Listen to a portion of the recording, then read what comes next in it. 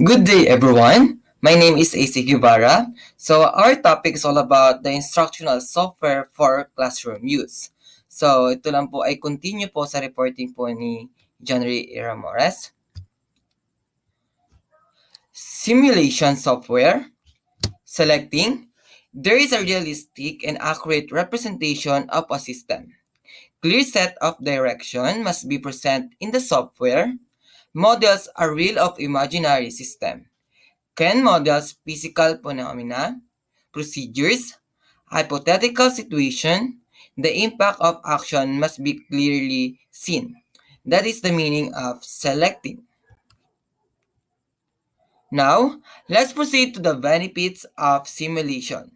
Number one is compressed time. So, what is compressed time? So students do not have to wait for the living things to grow and develop its cycle in real lifetime. For this can be presented in the simulation software in just couple of minutes. Number two, slow down process. Means events or process that happen that is invisible to the human eye can actually be played in a slow motion to enable students to see how such event or process happen in reality. That is slow down process. Next, get student involved.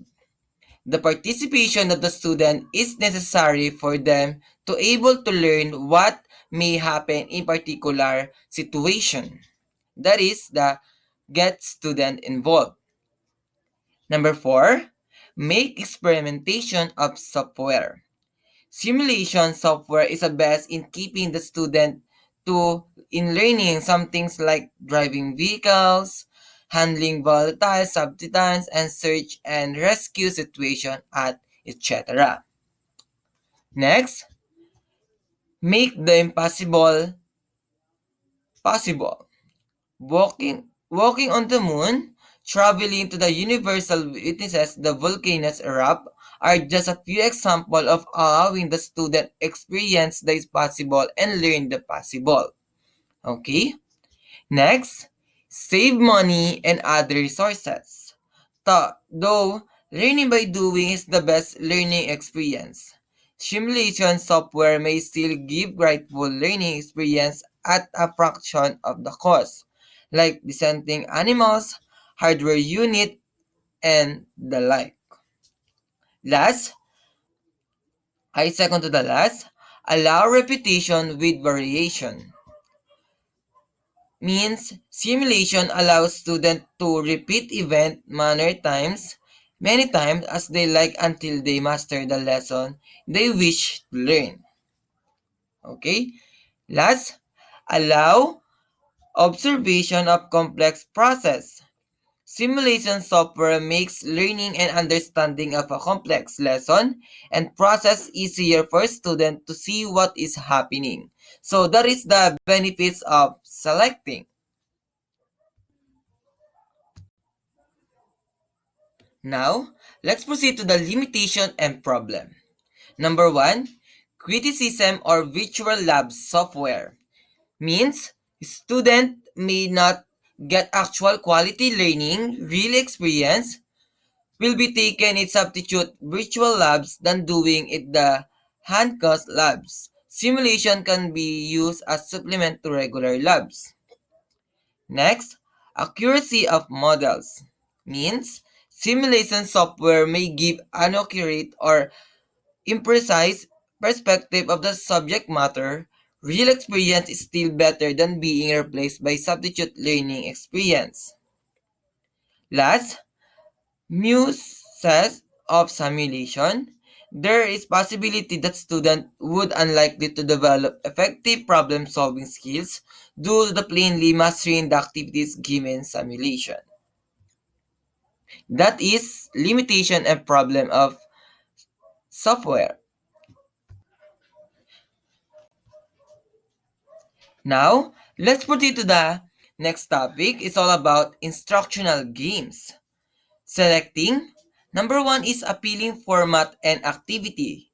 Means Adventure and levels of complexity that match learners' ability make fun learning. Number 2, instructional value.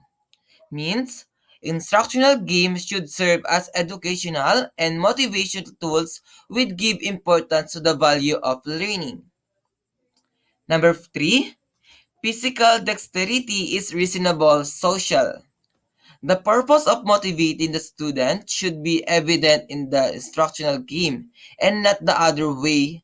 However, if the object of the game is to learn physical dexterity, example for a student with physical challenges, the focus of the game should be learning content area skills rather than physical dexterity.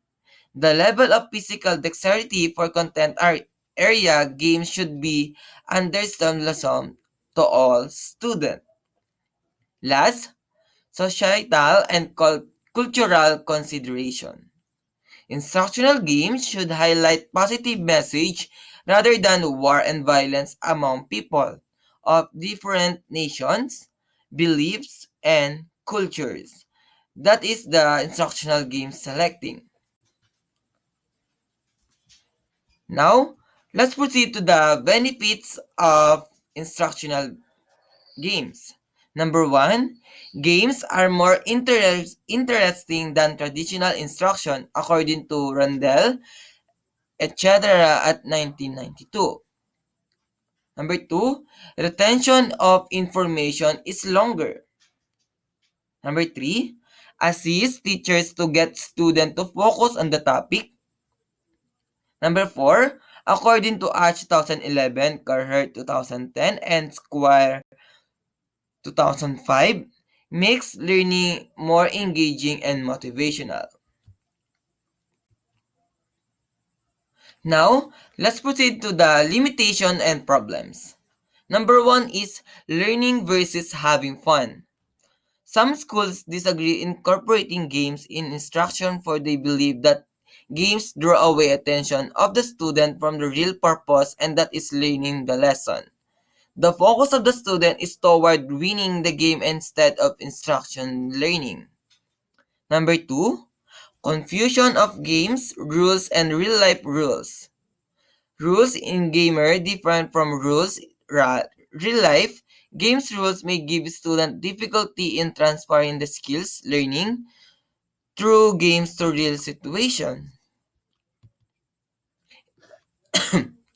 And now, that is our report for today. And next reporter will be Ati Wendley. Thank you.